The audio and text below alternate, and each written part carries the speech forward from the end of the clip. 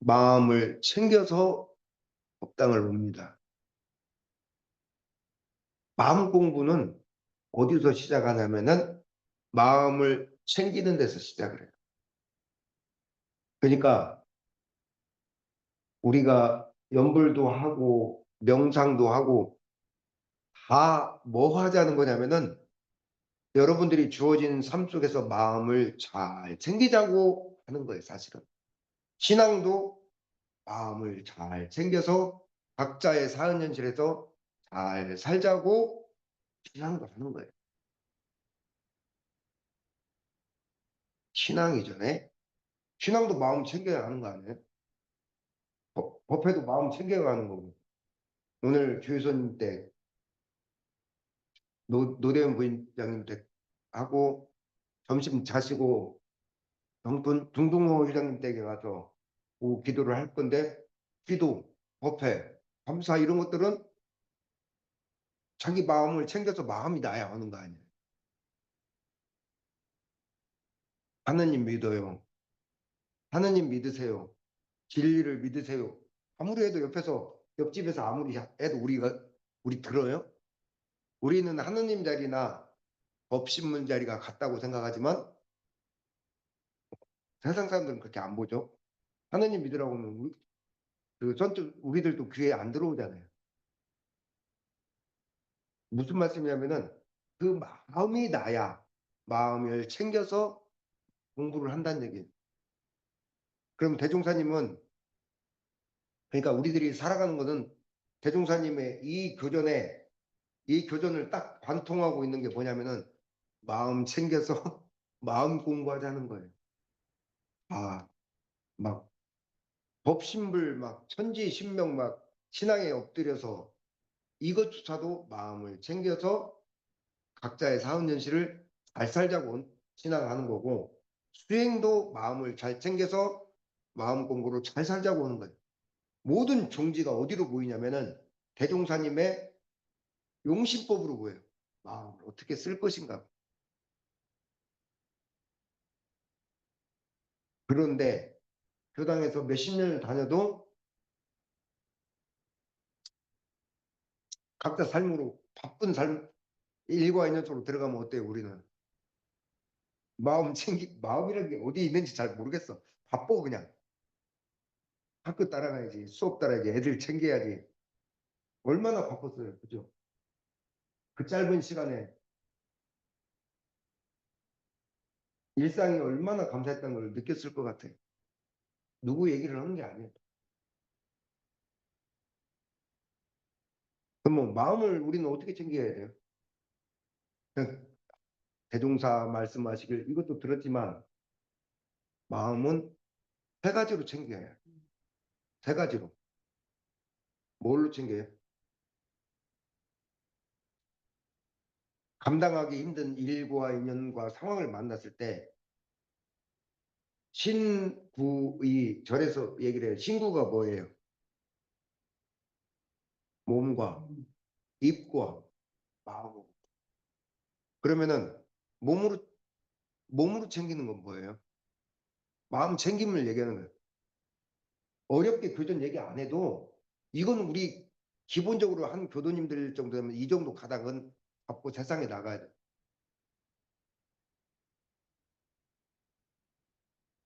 호흡이 가슴 위에서 둥둥 떠서 그냥 그 일에 그냥 매달려서 사는 게 아니라 최소한 마음 공부한 사람들은 멈추는 거. 그럼 멈추려면 어떻게 돼요? 호흡이 뜬 상태는 절대 멈춰주지가 않아요. 지금 한번 해보세요.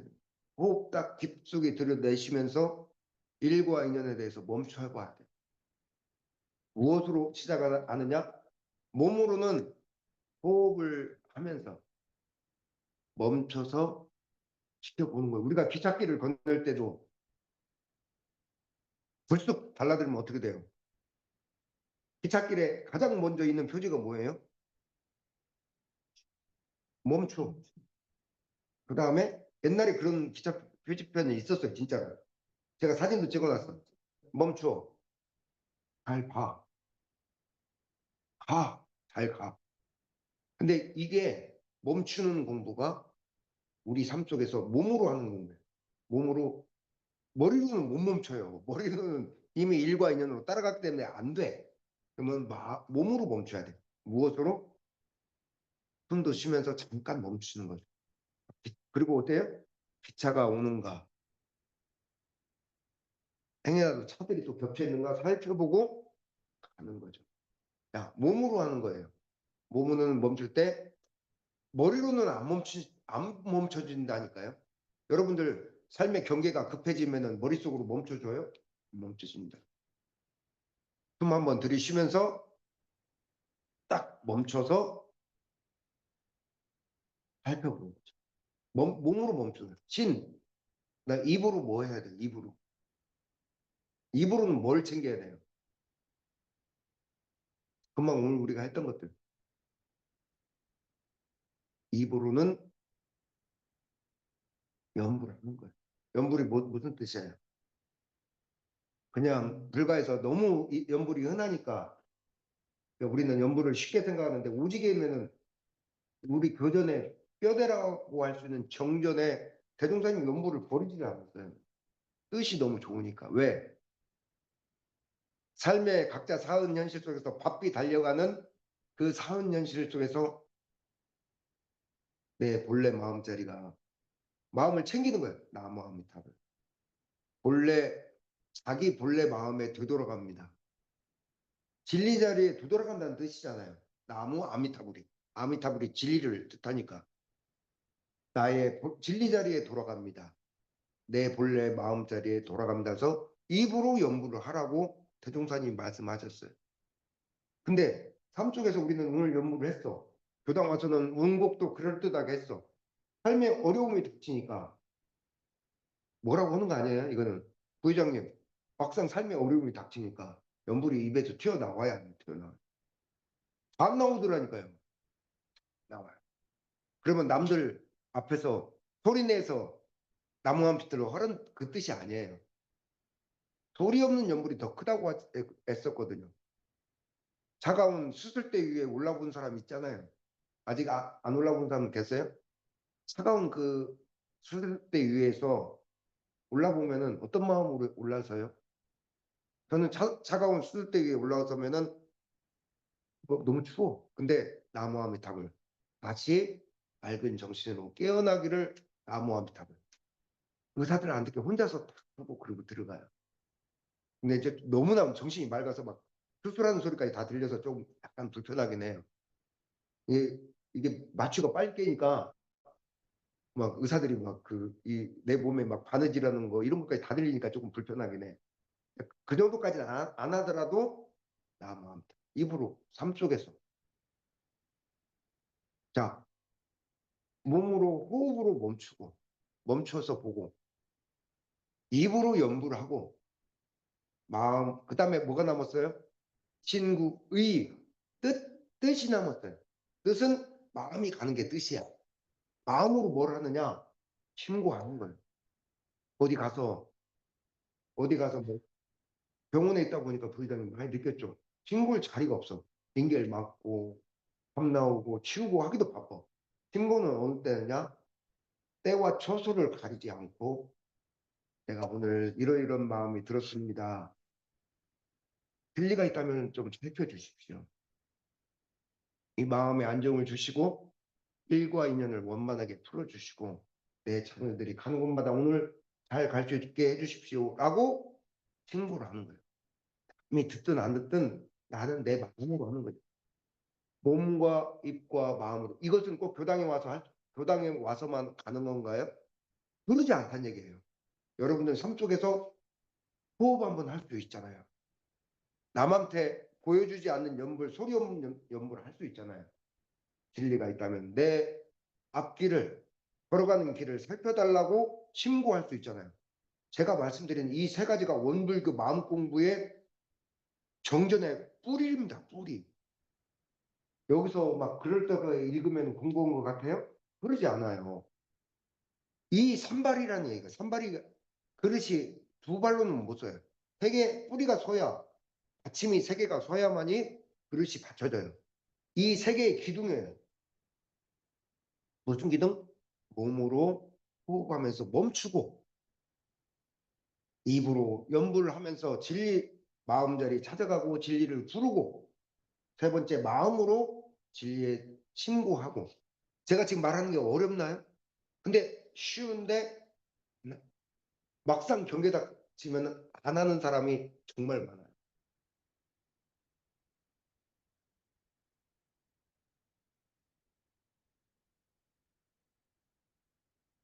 모든 공부는 마음 챙김과 마음 공부로 귀결된다는 것만은 우리 교도님들은 꼭 알고 계셨으면 좋겠어요. 그리고 그게 그렇게 어렵지 않다는 거예요. 어렵지 않은데 안 한다는 거죠.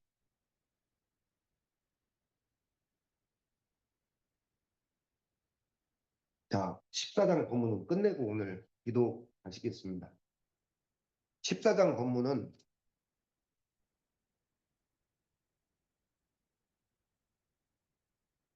때가 돼야 들린다는 얘기입니다. 이게 한마디로.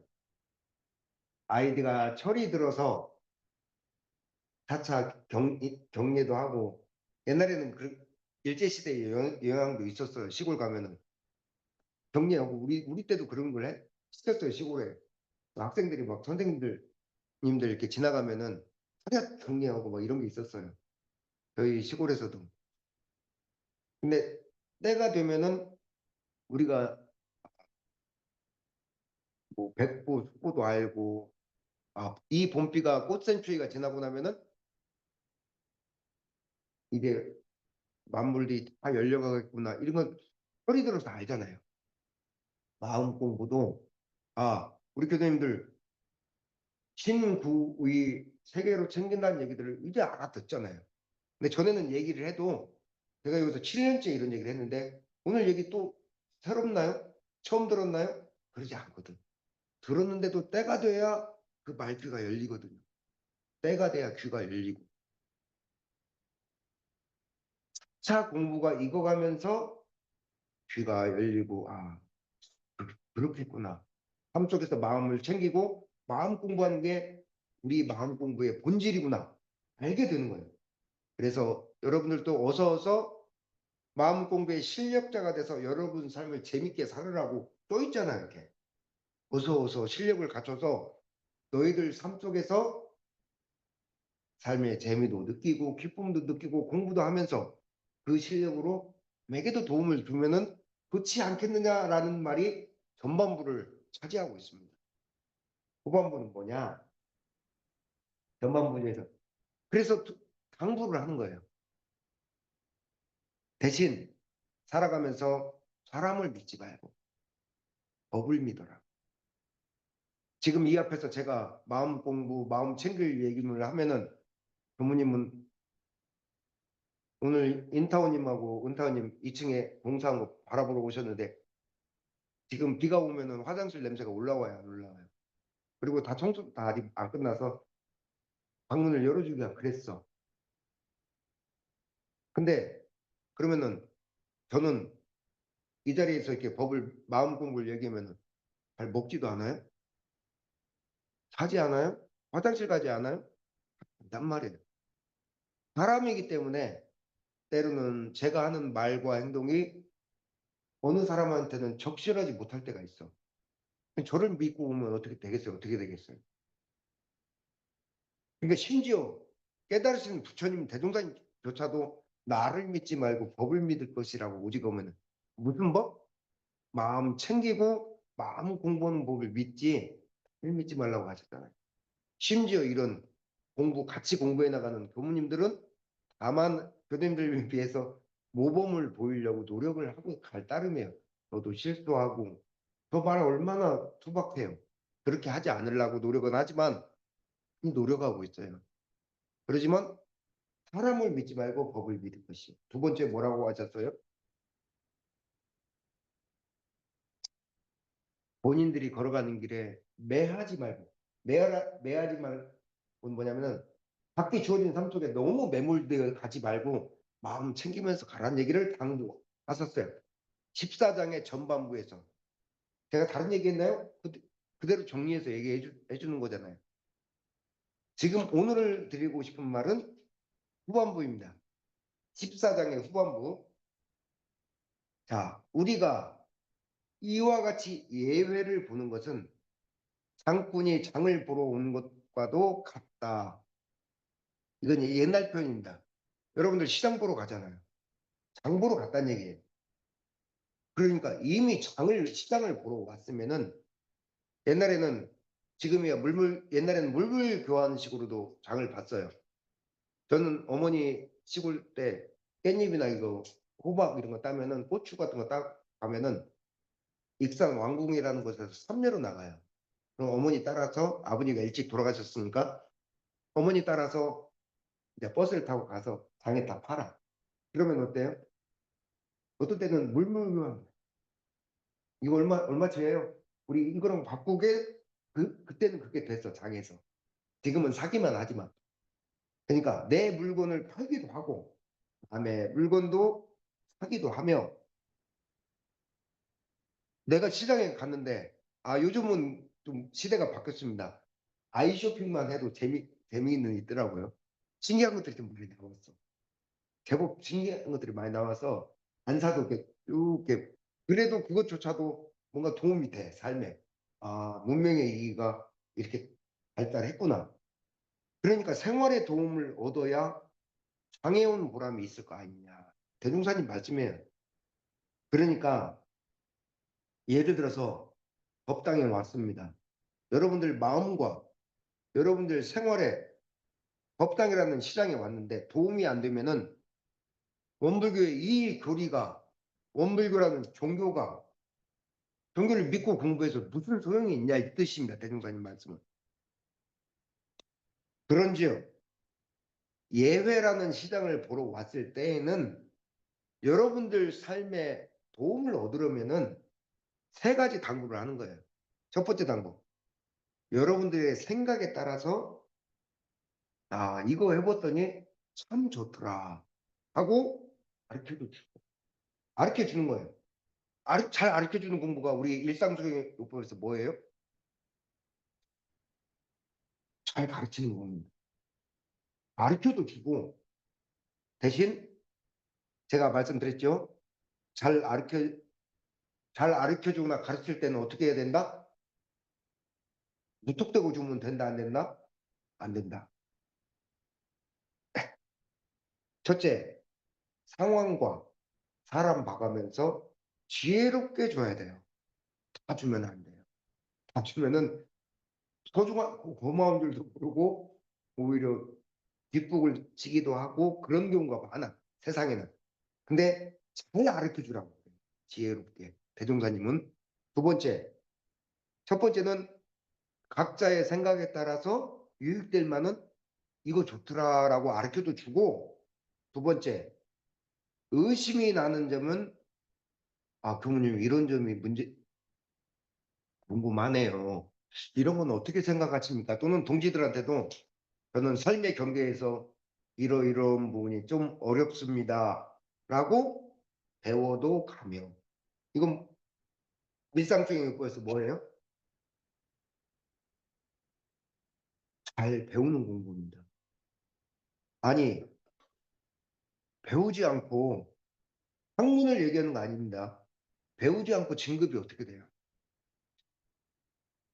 심지어 어떤 때는 제가 우리 정토님 우리 교당에 사선 막내 정토님한테도 배울 때가 있어요. 그 신법과 그릇을 감히 내가 못 따라가는 신법도 있더라 이거예요. 그러면 배워지는 게 있다는 얘기예요. 저거 참 도감이 된다. 생각이 된다. 아니 배우지 않고 진급한 사람이 어디 있어요? 이제는 우리는 글문으로 배운 단계는 넘어서야 됩니다. 자, 대종사님이 여기서 의심나는 점은 모든 공부는 의심이 나야 돼요. 자, 탁구장에서 제가 3년 전에 같이 탁구를 시작했어요. 동급인 사람들. 그 사람은 그냥 와서 즐기기만 해. 운동 삼아. 그것도 나쁜 거는 아니에요. 근데 저는 늘 의심을 품었어. 왜 이렇게 했는데 안 들어갈까? 왜 걸릴까? 어떤 자세가 문제일까? 탁구채를 어떻게 써야 될까? 늘 의심하고 밤에도 자다가도 벌떡 일어나서 밤에서 자다가도 벌떡 일어나서 뭐라고 해야 돼요? 거울 앞에서 왜 이 공이 안 넘어가? 그러면 이제 자다가 벌떡 일어나서 그렇게 하면은 옆에서 같이 자는 사람이 뭐라고 오겠어요? 새벽에 뭐 1시에 일어나서 갑자기 그러면 잠을 못 자잖아. 그러니까 그만 좀 하지. 그러면 이불 속에 들어가서 해결이 안 되니까 이불 속에서 손을 이렇게 하는 거 그러면 이불이 들썩들썩 하잖아요. 그러면 그때는 그만 좀 하지 소리가 되는데 살기가 소문나고 잠 못 자니까 짜증내는 거죠. 왜 그런 얘기를 하느냐? 마음 공부할 때나 어떤 삶의 문제에서 의심이 없으면은 배우고자 하는 마음이 없어. 부모님이 온 얘기 하는구나 하면서 귀로 듣고 한쪽 귀로 나가는 거예요. 자, 마지막으로 세 번째 얘기했죠. 남의 말을 들어다가 보감도 삼아서 남의 말을 잘 들어가다 보감도 삼아서 저는 가끔 아는 지인한테 이런 얘기를 들었습니다. 일과 인연이 끊기고 퇴임하신 분들을 보니까 지금이야 내가 남편도 있고 경제도 좋아. 근데 이게 영원하지가 않잖아요. 근다고 무슨 일이 생긴다 그 뜻은 아니에요. 얼마나 놀랬어 이번에 부장님. 놀랬잖아요. 이러다가 내가 죽는 거 아닌가 이런 생각도 들었잖아요. 왜? 그만큼 이중할 수도 자그마한 그 심장 혈관 하나, 비장 심장 혈관 하나가 막히면은 그냥 주저앉거든요. 심지어 저희 어머니조차도 뇌로 들어가는 작은 혈관 하나가 막힌 거 어때요? 뇌경색, 뇌졸중으로 오잖아요. 이거는 누구누구를 할 것 없이 살아가면서 조심해야 되는 이미 단계들이 됐어. 남의 말을 들어다가 잘 보감을 삼는 게 뭐냐면은 저는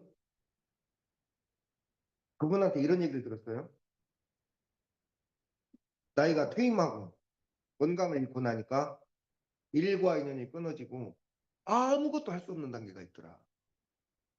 그래서 이분이 내가 유튜브에서 들었는데 그 말이 보감이 되는 거예요, 제가. 그래서 너무나 일과 인연이 끊어지니까 여러분들 가세요. 내가 건강하면은 10가지 일을 더 하고. 근데 여러분들 몸 아팠을 때 기억 안 나요?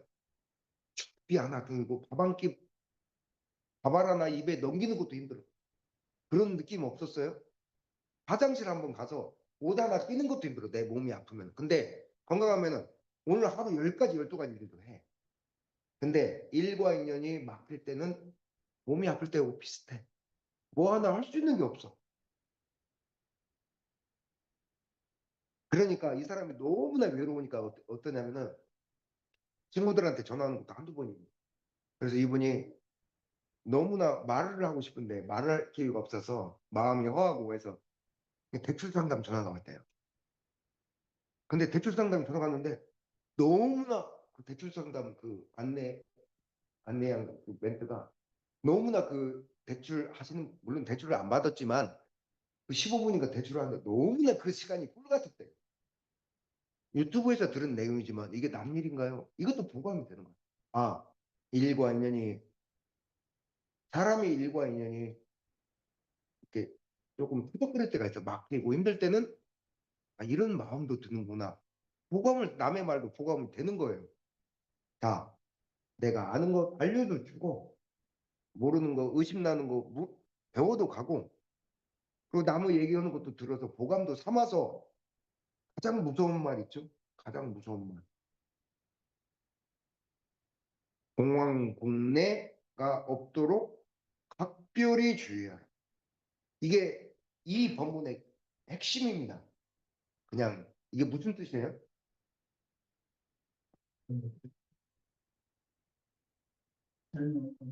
네. 회장님은 역시 빈손으로 왔다가 빈손으로 가는 일이 없도록 주의하라. 무서운 말입니다. 출가자도 출가해서 부끄러운 얘기입니다. 출가자도 가지가지, 교도님들도 가지가지입니다. 아니, 출가자도 가지가지 출가자가 있고, 교도님들도 천칭만칭이야. 무슨 말씀이냐면, 출가자도 와서 그냥 좀 세 가지 출가자가 있습니다. 저거는 그래도 존경할 만하다. 두 번째는 중간 정도 되는 출가자가 있어요. 열심히 사시는구나. 세 번째 출가자는 제가가 보기에도 참 안타깝다. 출가까지 해서 저렇게 사나.